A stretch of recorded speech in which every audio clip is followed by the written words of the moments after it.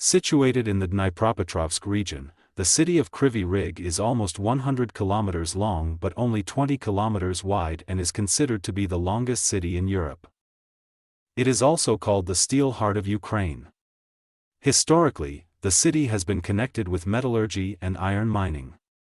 Most of the population of the metallurgical city of Kryvyi Rih after the Second World War were former prisoners. Those convicted of petty crimes, fraud, theft, parasitism, were exiled to Kryvyi Rih as labor for jobs with hazardous conditions and hard work. According to the law, they could not settle where they wanted, and usually lived in certain districts. After serving their sentences, these people remained to live in the city and created families. Familiar prison manners and concepts began to prevail in these territories. Gradually, teenagers of Kryvyi Rih began to inherit these behaviors and form a criminal subculture. This is how the runners appeared in the mid-1980s.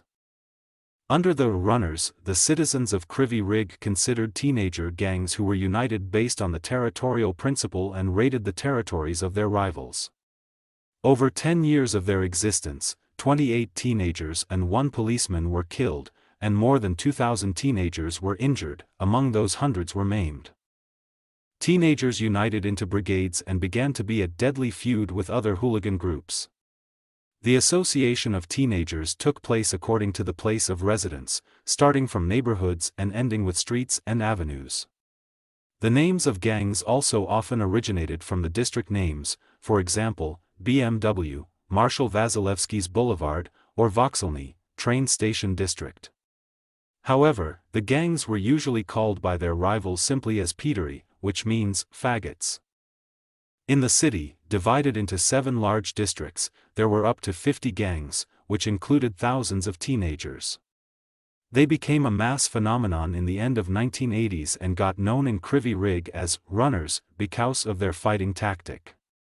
A gang ran in a crowd through the hostile territory, beat up every member of the hostile gang they met and destroyed everything in their path, starting from call boxes and stalls and ending up with turning over civilian and police cars.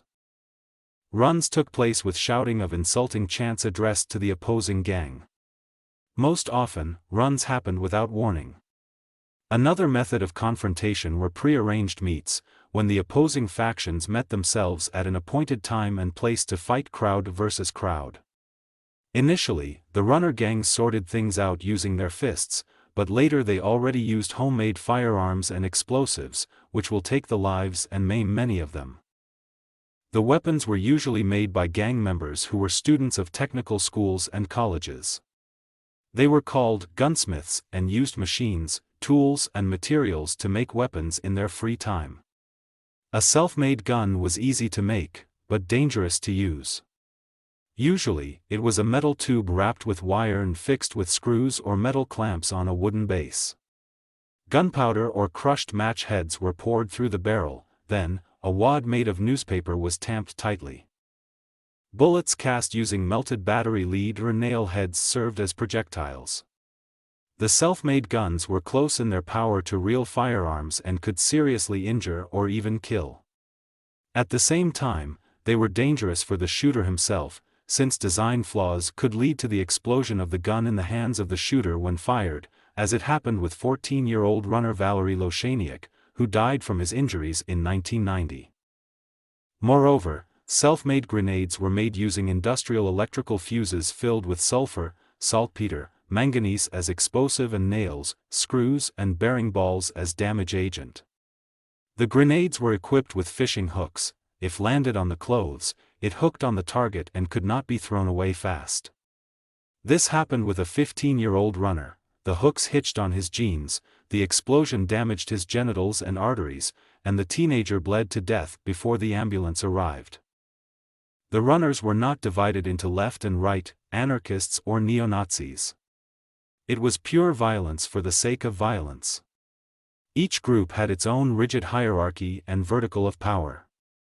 The runner squads consisted of seniors, 17 to 18 years old, youngsters, 15 to 16 years old, cartoons, 14 to 15 years old, and dolls, the youngest participants, 12 to 13 years old.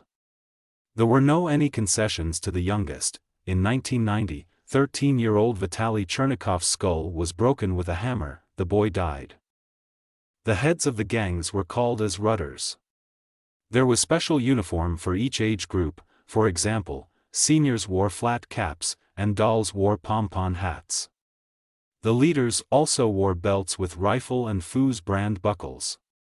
The teenagers who didn't run were at great risk if they wore such attributes.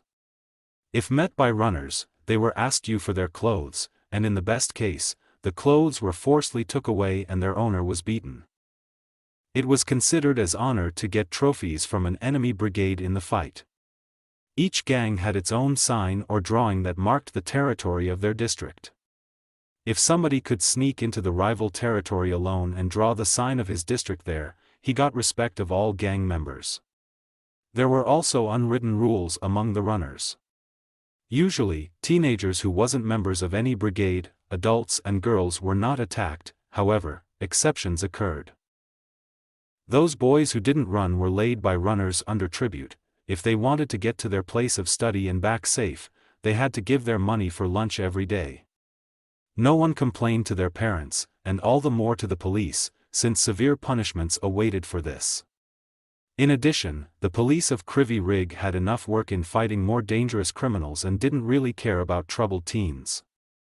However, the thing started to change on the evening of November 4, 1992, when 3 officers responded to a call where they met 26 outraging runners. The policemen demanded to stop the riot and fired more than 5 warning shots upward, but the teenagers began to fire back from their self-made guns instead. The officers began firing for effect. One of the shots hit a 17-year-old runner and killed him. After this murder, the authorities of Kryvyi Rih took the runners seriously, and the wave of violence began to subside. Nevertheless, Officer Dmitry Voityshyn, who admonished 2 runners from Ternovsky district in a trolleybus, was shot and killed by them in 1993. There will be more victims among teenagers, until the counter will finally stop in 1995 at 28 teenagers killed. Most runners were re-educated by regular military service, found jobs and created families. At the same time, those who were sentenced for mutilation or murder mostly joined the ranks of serious organized criminal groups, which became the real power not only on the streets but also in the government of Ukraine after the collapse of Soviet Union. Some leaders of these groups will become oligarchs and get control over many Ukrainian state enterprises.